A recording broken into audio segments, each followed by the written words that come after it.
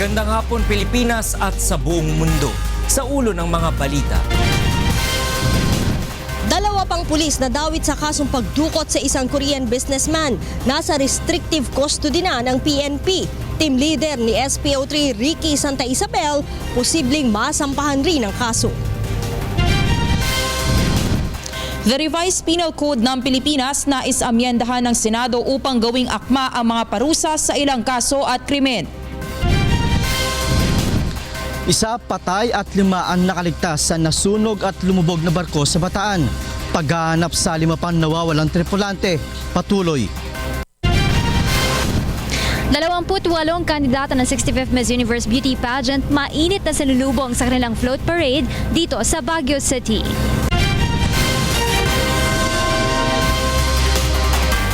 Una sa ating mga balita ngayong hapon, tinulungan ng UNTV News and Rescue ang lalaking nasugatan matapos bumangga ang sinasakyang motorsiklo sa poste ng kuryente sa Quezon City kagabi. Ito ang balita ni Reynan Teponte. Nakunan ng CCTV camera sa barangay Doña Josefa ang pagbangga ng isang motorsiklo sa poste ng kuryente sa Cordillera Street, Quezon City, bandang alas 11:27 kagabi. Sa bilisang takbo ng motor, agad tumilapon sa kalsada ang biktima na kinilala na si Angelo Liwa, 18 anyos. Pero ang tulin daw niya talaga. Sobrang tulin niya kasi gigewang-gewang siya.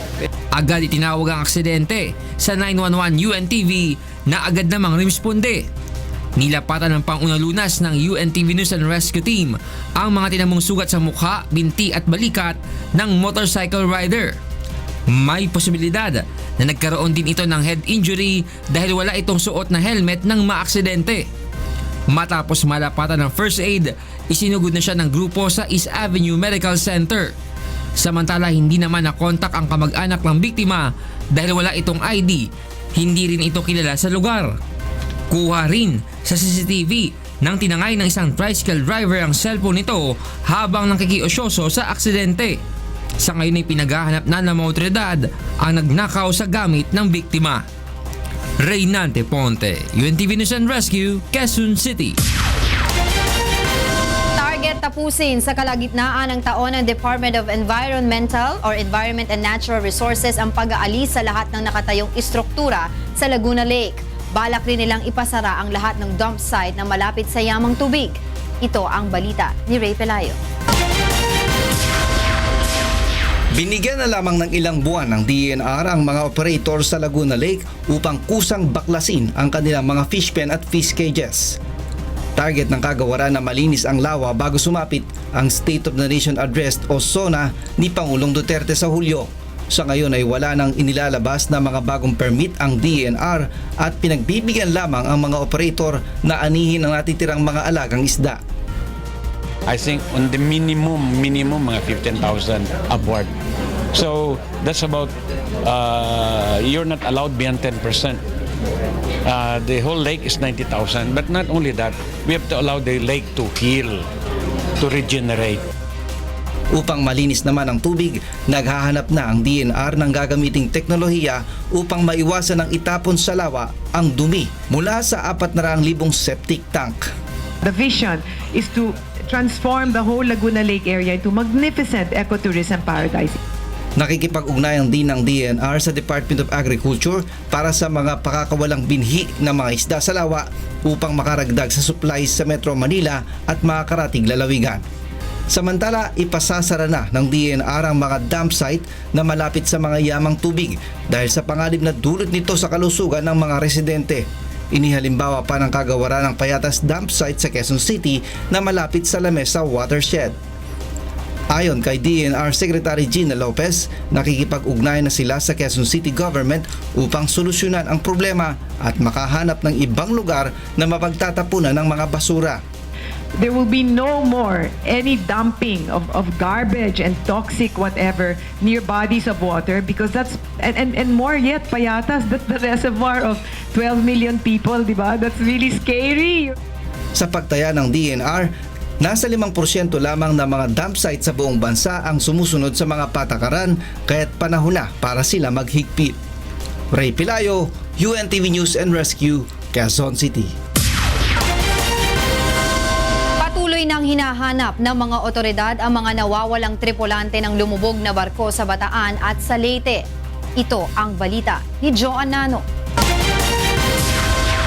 Nakauwi na sa kani-kanilang mahal sa buhay ang 5 survivors sa lumubog na MV Virginia 1 matapos masuri ng mga doktor sa Mariveles, Bataan. Ang naturang cargo vessel na may sakay na 11 tripulante ay nasunog bago ito lumubog kahapon sa karagatang malapit sa Corregidor Island at Mariveles. Kabilang sa nakaligtas ay ang kapitan ng barko na si Ronald Garcia matapos siyang tulungan ng mga mangingisda malapit sa lugar. Isa naman ang naiulat na nasawi na kinilalang si Sunny Ruado. Ayon sa mga survivor, nakita nila ito nakasamang lumubog ng barko. Pag may mga nare-rescue tayo is inaano natin, pinapamedical natin para malaman natin kung ano yung medical conditions ng mga na-rescue natin. Samantala, nagpadala na ang PCG ng malaking barko para tumulong sa search and rescue operation. Nag-dispatch yung higher headquarters natin, yung district natin, ng 2 search and rescue vessel para tumulong sa atin para ma-rescue natin yung mga nawawala nating mga kababayan. Nanawagan din ang PCG sa sinumang makakakita sa mga nawawalang tripulante na agad makipag-ugnayan sa mga kinauukulan. Samantala, hinahanap na rin ng mga otoridad ang isang crew ng MV Meridian 3 cargo vessel na nawala matapos itong lumubog sa bahagi ng Matalom, Leyte pasado alas 9 kagabi. Kinilala ito na si Benjamin Orola na crane operator ng barko. Kabuang 29 ang sakay ng lumubog na cargo vessel na mula Cebu at magde-deliver sana ng container van sa Tacloban City. Sa inisyal na investigasyon, nawala ng balanse ang barko na may kargang 100 container van na higit sa kapasidad nito. Mabuti na lamang at may malapit na cargo vessel kaya agad na iligtas ang mga sakay ng barko. Sa ngayon ay patuloy nang iniimbestigahan ang insidente. Joan Nano, UNTV News and Rescue, Philippines. 2 pang pulis na dawit sa kasong pagdukot sa Korean businessman na si Ji Ik-ju ang nasa restrictive custody na ng Philippine National Police o PNP. Kasama na rin sa iniimbestigahan ng PNP ang team leader ni SPO3 Ricky Santa Isabel na umanay siyang dumukot sa negosyante sa Angeles City, Pampanga. Ito ang balita ni Lea Ilagan. Lusot sa kaso ang team leader ni SPO3 Ricky Santa Isabel na si Police Superintendent Rafael Dumlao kahit sinasabi nitong nasa China siya nang dukutin ang negosyanteng Koreano na si Ji Ik-ju sa Angeles, Pampanga noong October 2016. Ayon kay AIDG Director Police Senior Superintendent Albert Ferro, bukod sa impormasyong si Dumlao ang nagrekomenda sa AIDG, siya rin umano ang nag-utos kay Santa Isabel na magtungo sa Angeles upang maghanap ng uupahang bahay na gagawing safe house ng mga tauhan ng AIDG kapag may operasyon. Kailangan din ani ang imbestigahan ang lumalabas na balita na si Dumlao din ang nag-utos sa 2 pang tauhan ng AIDG upang tulungan si Santa Isabel sa isinasagawang operasyon sa Angeles. Kaya naman, sa kasalukuyan ay nasa restrictive custody na rin ng AIDG si Dumlao para sa isinasagawa nilang investigasyon. Voluntarily be in restrictive custody status para he will be available anytime of the day na kailangan natin siyang kausapin at siya ay nandito kasi yung administrative lapses or negligence ay kailangan din natin i-determine. Kinumpirma din ni Ferro na nagbigay na ng affidavit sa anti-kidnapping group ang 2 pulis na sina SPO4 Roy Villegas at PO2 Christopher Baldomino na dadawit din sa kaso kasama ni Santa Isabel. We do not condone any wrongdoings of our personnel, and if we have substantial and enough evidence to indict, we will pursue the service of justice para doon sa mga taong involved. Kaugnay nito, tiniyak naman ni Ferro na buo ang kooperasyon nila sa investigasyon ng Anti-Kidnapping Group at National Bureau of Investigation upang malinawan at malutas ang kaso ng pagdukot at pagpatay kay Joe. Base sa mga investigasyon, sinabi ni AIDG Director Police Senior Superintendent Albert Ferro na nagamit ang Anti-Illegal Drugs Group sa modus operandi ni SPO3 Ricky Santa Isabel at ng mga kasabwat nito. Lea Ilagan, UNTV News and Rescue. Cam Krame. Sa kaugnay pa rin na balita, tumanggi muna magbigay ng detalye ang Department of Justice at National Bureau of Investigation tungkol sa ginagawang investigasyon sa kaso ng pagdukot sa Korean national na si Ji Ik-ju. Mula sa Maynila, ito ang balita ni Roderick Mendoza, live. Yes, Roderick.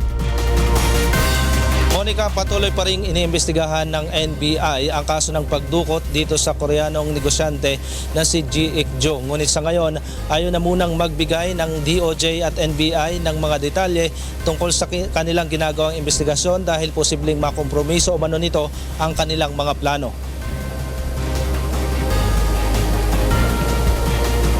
Nakipagpulong ngayong hapon si NBI Director Dante Giran kay Justice Secretary Vitaliano Aguirre kasama ang hepe ng NBI Task Force Against Illegal Drugs na si Attorney Roel Bolivar.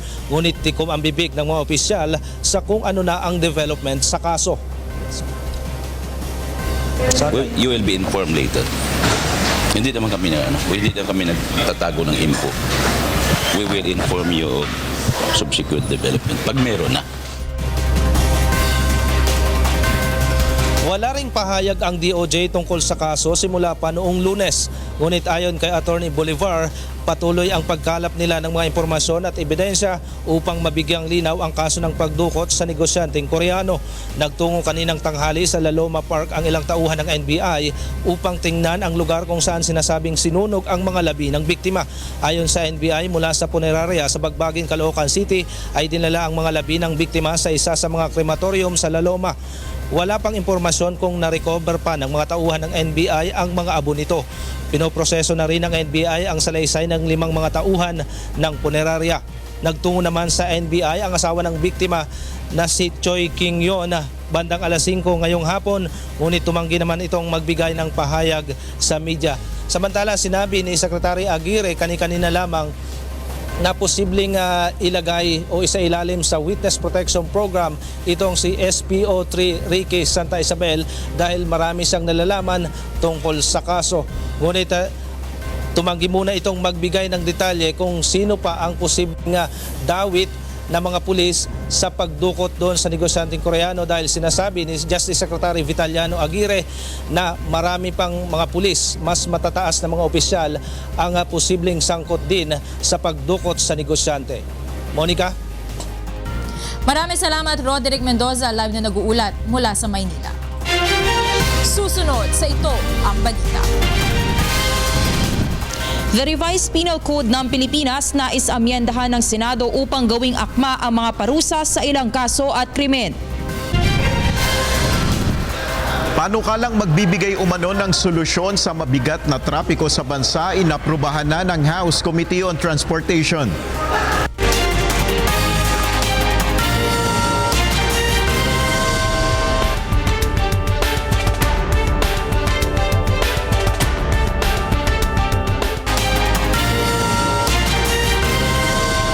Inaprubahan na ng House Committee on Transportation and Traffic Crisis Bill na pinaniniwala ang makatutulong sa paglutas ng problema sa trapiko sa bansa. Sa ilalim ng naturang panukala, ang kalihim ng Department of Transportation o DOT ang itatalagang traffic czar. Ito ang balita ni Nel Mariboho. Matapos ang 12 pagdinig ng House Committee on Transportation, umusad na sa komite ng Lower House ang panukala na special powers ng Administrasyon Duterte upang maresolba ang problema sa trapiko. Sa ilalim ng Substitute Traffic Crisis Bill, itatalaga ang kalihim ng Department of Transportation bilang de officio traffic chief sa loob ng 3 taon kapag ito ay tuluyang naisabatas. May kapangyarihan ng traffic chief na mga siwa at kontrolin ng iba't ibang ahensya tulad ng Metropolitan Development Authority, Cebu Coordinating Council, PNP Highway Patrol Group, Land Transportation Office, Land Transportation and Franchise Regulatory Board, Road Board at iba pang ahensya na magkakaroon ng papel sa Land Transportation Regulation. Dapat magpasalamat ang Department of Transportation sa committee because we have identified DOTR as a traffic chief. Unlike the Senate version, by creation of the Office of the Traffic Crisis Manager. Bilang alter ego ni Pangulong Duterte, ang traffic chief ay may kapangyarihan ding mga siwa sa mga local government unit sa metropolitan area kaugnay ng pagpapatupad ng naturang batas. Ilan sa magiging kapangyarihan ng traffic chief ay ang pagbubuo at pagmomonitor ng mga polisiya o programa para ma-rationalize ang kasalukuyang public transport operations, pagpapatupad at pangangasiwa sa lahat ng traffic enforcement operations at pagtutugma ng mga umiiral na batas sa kalsada tulad ng pagkakaroon ng isang ticketing system para sa lumalabag sa batas trapiko at unified road use plan. Inaatasan din ng batas ang traffic chief at mga matataas na opisyal ng DOTR at MMDA tulad ng undersecretaries, assistant secretaries at mga direktor na sumakay sa mga pampublikong sasakyan isang beses isang linggo upang mamonitor ang sitwasyon ng trapiko. Ayon kay Marikina City Congressman at dating MMDA Chairman Bayani Fernando, dapat tumutok ang MMDA sa paghuli sa mga lumalabag sa mga mahalagang probisyon ng batas trapiko. Forget about this smoke belching, is the job of some other agency. Your enforcer should be focused on managing the traffic.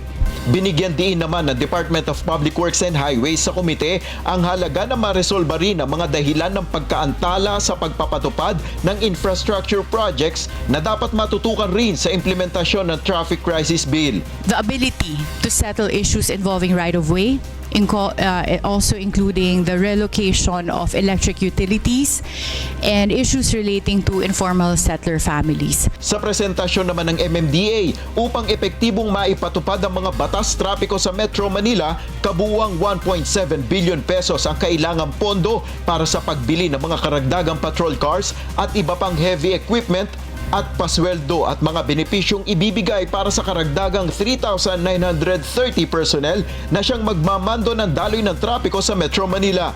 Nai-refer na sa House Appropriations Committee ang naturang panukala at inaasahang agad itong matatalakay sa plenaryo. Nel Maribuho, UNTV News and Rescue, House of Representatives. Nahuli sa isang buy-bust operation sa Iligan City ang itinuturong drug queen ng Eastern Visayas na si Lovely Adam Impal. Ayon kay PDEA Regional Office Director Adrian Alvarino, nasa 600,000 pisong halaga ng shabu ang nakuha kay Impal kasama ang 3 iba pa. I-deliver sana ng grupo ang illegal na droga na nakalagay sa 13 pakete ng maaresto ng mga otoridad. Isinagawa ang entrapment at buy-bust operation sa Palau, Iligan City kaninang tanghali ng mga tauhan ng PDEA, Philippine National Police at Armed Forces of the Philippines. Nais-amyendahan ng mga senador ang ilang probisyon sa revised penal code. Partikular na ang pataw na parusa para sa petty crimes na anila ay hindi na akma sa kasalukuyang panahon. Ito ang balita ni Joyce Balancho.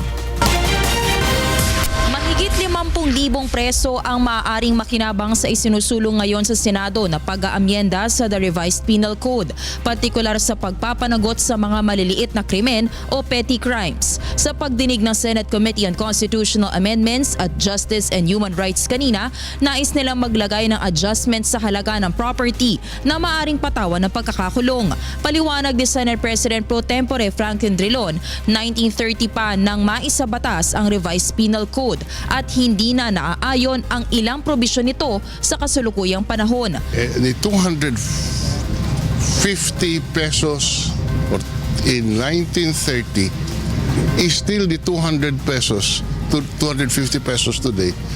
That will expose you to a penalty of say 6 years. We will now find out by how much we will raise the 250 so that it is commensurate to the penalty that is imposed, and we can multiply the 250 say by 200 times. Paliwanag ng senador, ang pinakamahihirap nating mga kababayan ang makikinabang sa pag-aamyenda ng batas. Magiging daan rin anya ito para maging makatarungan ang hustisyang ipapataw sa lahat. Sinugundahan naman ni Senator Laila de Lima ang naturang panukala, maging ang mga taga-Department of Justice at Office of the Ombudsman na naroroon sa pagdinig. Ayon kay Senator Franklin Drilon, inihahanda na nila ang committee report ukol dito na nilalayon nilang maihain na sa plenaryo bago matapos ang buwan. Umaasa rin ang senador na maipapasa ito bago mag-adjourn ng sesyon sa Hunyo. Joyce Balancio, UNTV News and Rescue, Senate of the Philippines.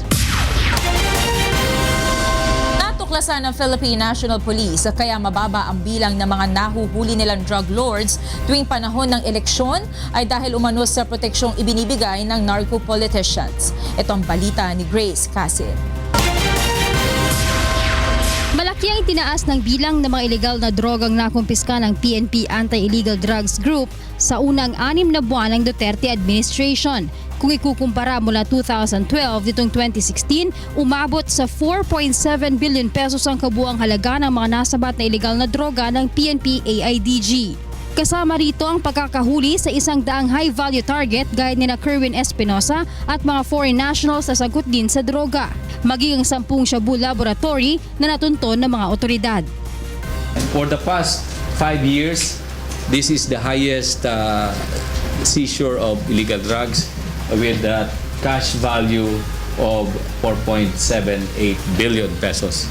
Ayon kay PNP AIDG Director Police Senior Superintendent Albert Ferro, natuklasan nilang noong mga nagdaang taon nagiging mababa ang bilang ng mga nahuhuling drug personality tuwing papalapit na ang halalan. Ito ay dahil umano sa mga politikong protektor ng mga droga base na rin sa drug list na hawak ng Pangulo. It is not only possible, it is very evident because most of the high-value targets are politicians. Naniniwala ang PNP AIDG na malaki ang naging papel ng kasalukuyang administrasyon sa pakikipaglaban nito kontra droga. Sa tingin ko, continuing po yan. Sa palagay ko, talaga po ang kung wala po yung Pangulo natin, we could have been in the worst narco state now. Kulang man ang PNP AIDG ng halos 1,000 tauhan na tututok sa problema sa droga. Tiniyak nitong magpapatuloy ang kanilang kampanya sa pamamagitan ng Project Tokhang at Oplan Double Barrel. Grace Casin, UNTV News and Rescue, Camp Crame.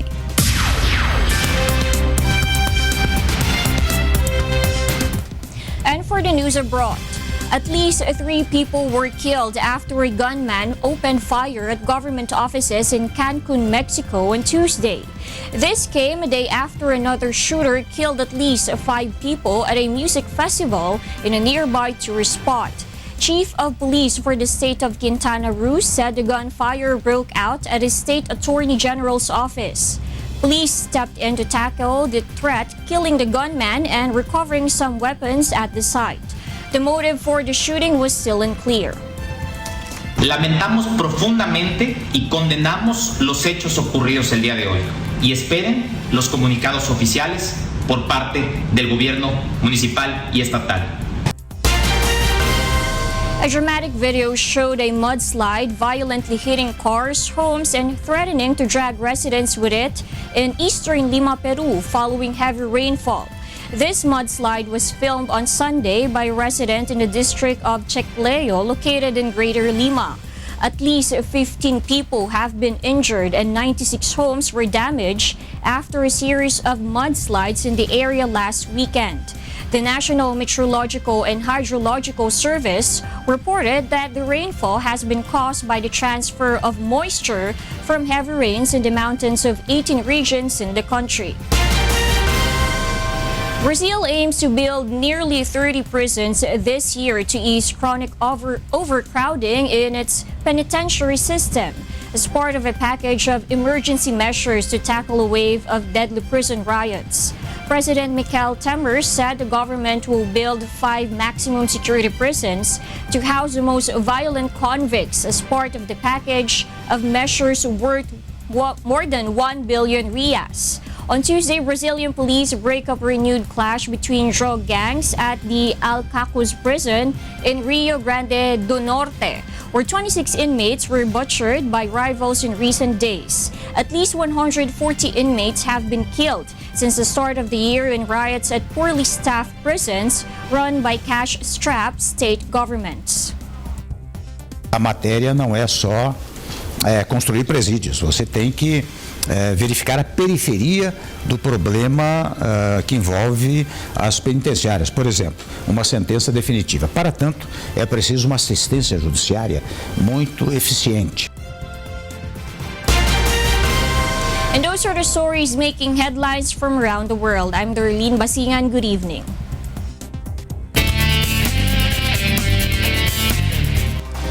Dalawang hinihinalang drug pusher ang napatay sa bypass operation sa Quezon City kaninang madaling araw.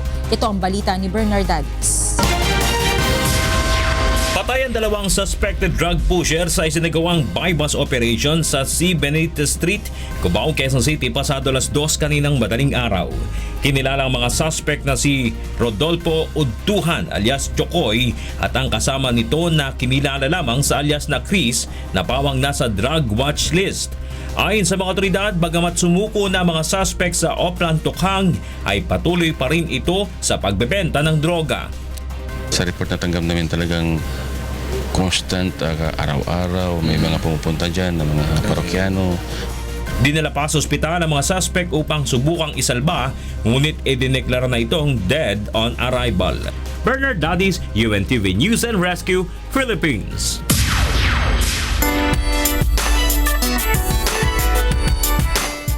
Dinagsa ng maraming residente at turista ang float parade ng bumisitang 2016 Miss Universe candidates sa Baguio City. Ito ang balita ni Rina Villamor Camara. Piling mga kandidata ng 65th Miss Universe Beauty Pageant dumayo sa Baguio City. Isang float parade isinagawa sa kahabaan ng Session Road.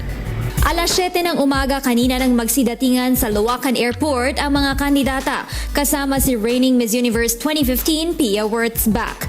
Kabilang sa mga kandidatang bumisita sa City of Pines ay sina Miss Australia, Miss Colombia, Miss Peru, Miss Puerto Rico, Miss Spain, Miss Virgin Islands, Miss Norway, Miss Sweden, Miss Guam, Miss Japan, Miss South Africa, Miss Kenya, Miss New Zealand, Miss Korea, Miss Slovenia, Miss Aruba, Miss Barbados, Miss Denmark, Miss Finland at Miss Canada. Sinalubong at binigyang pugay sila sa pamamagitan ng silent drill ng mga kadete ng Philippine Military Academy at hinandugan pa ng sayaw sa isang maikling programa. Nagmistulang Pinagbenga Festival ang event dahil pumarada sakay ng mga float na puno ng sariwang bulaklak ang mga kandidata at may kasabay pang street dancing. Unang pumarada ang float ng Luzon kung saan nakasakay sina Miss Australia at Miss Colombia. Huli naman pumarada ang float ni Miss Universe 2015 Pia Wurtzbach na may disenyo ng 1905 version ng Baguio Clubhouse. Hango naman sa Ifugao Rice Terraces at Sunflowers ng Cordillera Region ang disenyo ng Luzon Float. Mascara Festival naman ng Bacolod ang konsepto ng Visayas Float habang makukulay na Vinta boats ng Zamboanga sa Mindanao Float. Nagsimula ang parada sa Casa Vallejo patungong Upper Session Road at natapos sa Baguio Country Club. Hindi naman nakasama sa parada sina Miss Haiti, Miss Kosovo, Miss Italy, Miss Albania, Miss Mauritius, Miss Malta, Miss France at Miss Israel dahil naantala ang dating ng kanilang eroplano. Hindi rin nakasama sa Baguio lineup si Miss Philippines Maxine Medina. Samantala nakapanayam din ng UNTV ang ilang kaanak dito sa Baguio City ng Filipino Kiwi na si Miss New Zealand. Pamangkin ko po kasi siya. Okay. Yes, pamangkin ko po. Half Kiwi, half Pinay po siya. First time niya pong makapunta dito sa Pilipinas, si Miss Tanya to. So, hindi naman, third time niya na. Third time? And then, dito sa Baguio is second time. Ito yung first, niya, yung punta niya. Kasama din nila ang ilang fans ni Miss New Zealand. Sino ba ang bets nyo? Siyempre, yung sa atin. Philippines? Yes. From Miss Philippines, meron ba kayong ibang gusto na nagagandahan kayo? Si yung natapilok, gusto ko siya. Si Miss Vietnam. Matapos ang parada ay nag-strawberry picking at nag-mini golf tournament rin ng mga kandidata sa Baguio Country Club. Mahigpit na seguridad ang ipinatupad sa event kung saan nasa 1,000 pulis ang ipinakalat sa buong syudad. Ipinagbawal rin ang pagtitinda sa paligid at naglagay rin ng signal jammers. Ngayong gabi isang benefit dinner ang hinanda para sa mga kandidata. Ang iba sa kanila ay aalis na bukas dito sa Baguio City para naman makilahok sa iba pang events sa Davao City at Batangas. Rina Villamor Camara, UNTV News and Rescue, Baguio City. Samantalang maigpit na seguridad naman ang ipatutupad sa Davao City dahil sa inaasahang pagdating ng ilang kandidata sa Miss Universe bukas. Ito ang balita ni Victor Cosare. Alas 9 ng umaga bukas, inaasahang dadating ang 20 kandidata ng Miss Universe sa Davao City. Kaugnay nito, magpapatupad ng mahigpit na seguridad ang Philippine National Police sa mga lugar na pupuntahan at dadaanan ng mga kandidata. 2,000 pulis, sundalo at iba pang kawani ng pamahalaan ang itinalaga upang mangalaga sa seguridad. Bawat 4 na kandidata ay may isang babaeng security detail. Meron na po tayo for crowd control, even the parking security ng ating airport. We have covert security, lahat ng entrance and exit to include na yung mga malls natin and the hotel where they will be staying. Meron na tayong naka-in place din na security.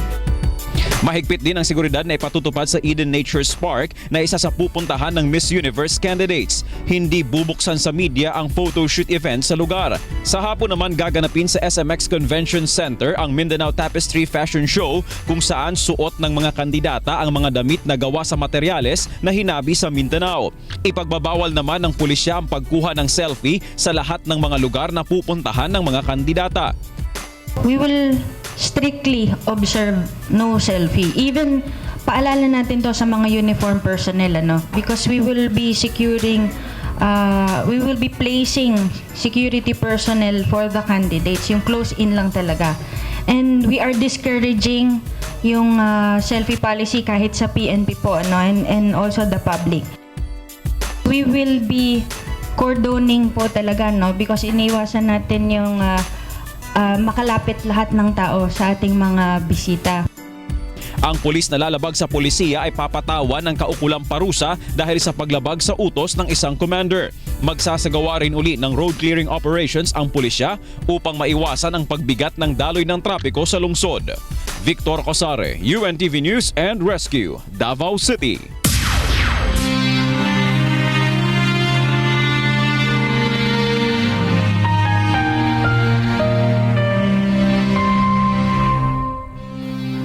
Dalawang 2,613 araw na po ang nakalipas mula nang maganap ang malagim na Maguindanao Massacre. Ngunit hanggang ngayon ay naghahanap pa rin tayo ng katarungan sa mga biktima ng malagim na krimen. At sa tila madilim na hinaharap ng kaso, hindi po bibitiw ang UNTV sa labang ito hanggang makamit ang katarungan hindi lamang para sa aming 4 na kasamahan kundi sa lahat ng mga biktima ng karumal-dumal na pamamaslang.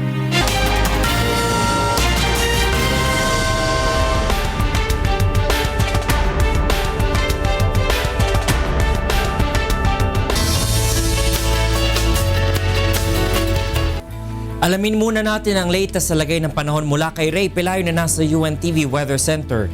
Ray, may panibago bang LPA o bagyo na nasa Philippine Area of Responsibility? Magandang gabi, Angela, at sa ating mga kasambahay. Wala tayong namataan na panibagong LPA o bagyo na makaka-apekto sa ating bansa, pero umiiral pa rin yung amihan at yung tail end of a cold front. Ito yung mga pag-uulap na kita ng pag-asa na posible magdulot pa rin ng mga pag-ulan sa ating bansa. Hindi ako si Angela Ray. Sige Ray, ibigay mo ng kabuuan lagay ng panahon sa Magdamag. Narito po ang magilagay ng panahon sa mga susunod na oras. Yun nga pong tail end of a cold front nakaka-apekto pa rin sa may eastern section ng Mindanao at yung amihan naman ay dyan po nakaka-apekto sa may Luzon hanggang sa Visayas area. Sa forecast po ng pag-asa, yung area po ng Cagayan Valley at yung lalawigan po ng Aurora makakaranas pa rin po ng mahinang mga pag-ulan at mga pag-ambo naman sa Metro Manila at nalabing bahagi ng Luzon. Sa Science Garden sa Quezon City bukas, maaari pong umabot sa 31 degrees Celsius ang maximum temperature. Kaya hindi po sa Puerto Princesa City sa Palawan. Sa Tagaytay naman po 19 to 28 and sa Baguio is 13 to 22 degrees Celsius. Buong Visayas makakaranas pa rin na makulimlim na lagay ng panahon at mahina hanggang sa katamtamang mga pag-ulan. Sa Iloilo City, maaari pong umabot sa 30 degrees Celsius ang maximum temperature. Kaya hindi sa Metro Cebu and sa Tacloban City hanggang 29 degrees Celsius.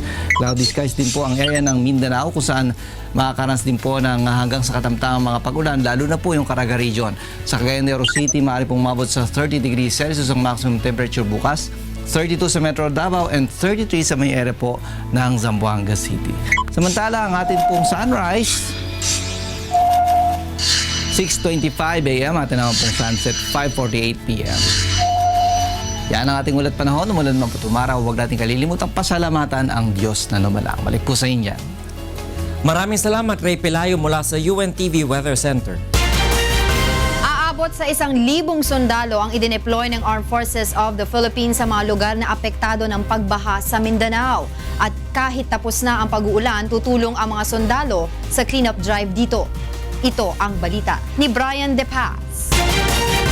Sumuporta ang 1,000 sundalo sa humanitarian assistance at disaster response sa Cagayan de Oro at iba pang lugar na apektado ng matinding baha. Ayon kay Armed Forces of the Philippines spokesman Brigadier General Restituto Padilla, nakahanda ang mga sundalo na umalalay sa mga biktima ng bagyo. A total of 1,000 personnel from the armed forces, specifically the units under 4ID, under General Madrigal, were massively employed to assist in this surprise weather disturbance. Ayon sa AFP, sa kasalukuyan ay may 20 pamilya na lang ang nasa Camp Evangelista o headquarters ng 4th Infantry Division. Naghihintay na lang sila ng abiso kung kailan maaring makabalik sa kani-kanilang lugar na nasalanta ng baha. Sa ngayon, tumutulong ang mga sundalo sa pag-aalis ng mga putik sa mga kalsadang binaha, lalo na sa Cagayan de Oro. So, ang current mode of operation ng ating armed forces sa lugar na yan, ng Eastern Mindanao area, part ng Eastern Mindanao, ay clean up drive na lang dahil sa nangyaring pagbabaha. Natapos man ang pagbaha sa lugar, tiniyak pa rin ng hukbong sandatahan na nakahanda silang rumisponde kapag may kaparehong kalamidad na mangyayari sa hinaharap. Ayon kay General Padilla, nang magsimula ang pagbaha ay naroon na ang presensya ng kanilang mga tauhan na pawang miyembro ng Disaster Risk Reduction sa Eastern Mindanao. The armed forces will always be ready to provide assistance in the event of any similar weather disturbance such as this. Brian De Paz, UNTV News and Rescue, Camp Aguinaldo. At karing kay katamong balitang promdi. Nagdeklarayang state of calamity ng Cebu City uli na ning insidente ning landslide ang Pongalbug uli na ning Pilangaldong Pamanurat. Ining balita ng Deb Riveral. Naghatag og hulga sa mga mulupyo sa Cebu City ang pinakaadlaw nga walay hunong nga pag-uwan.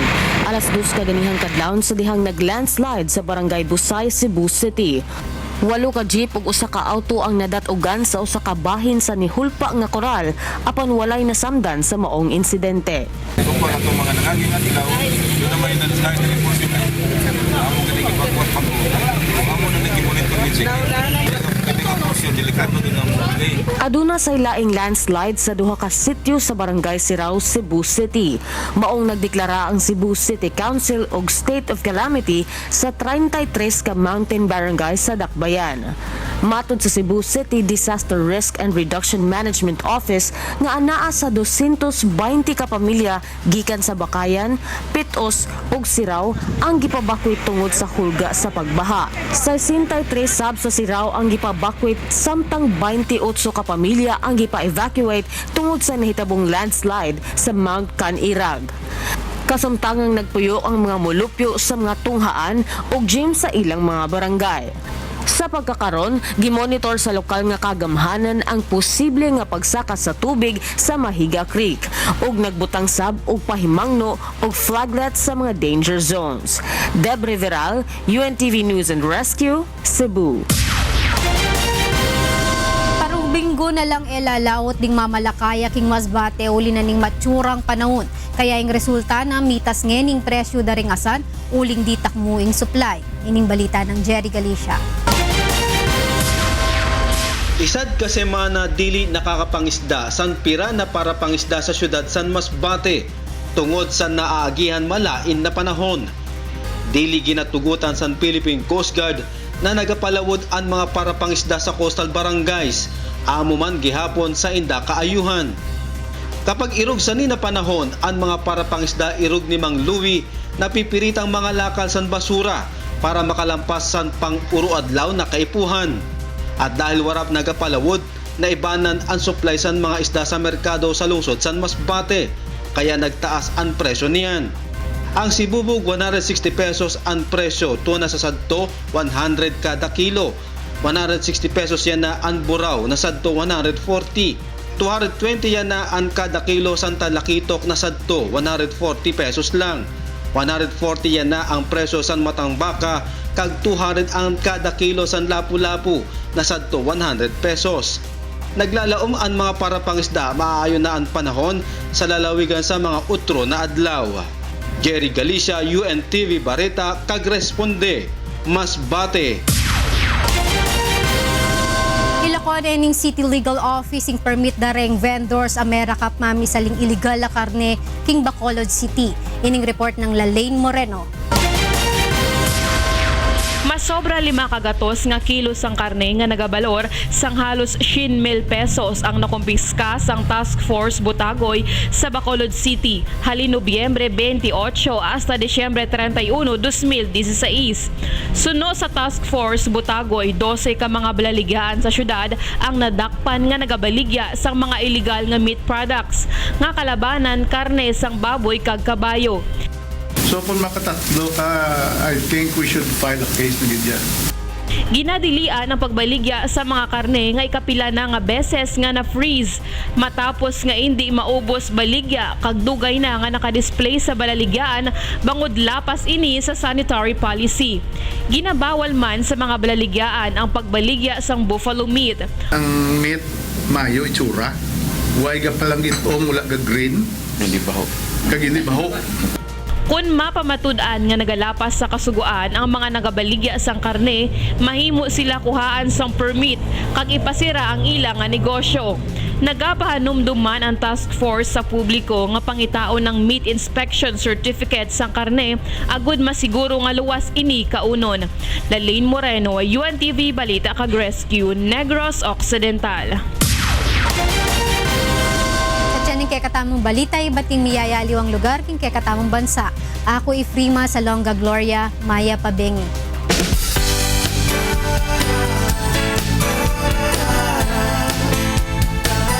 Matagumpay ang unang bahagi ng eye treatment sa 4-year-old na si Maymay.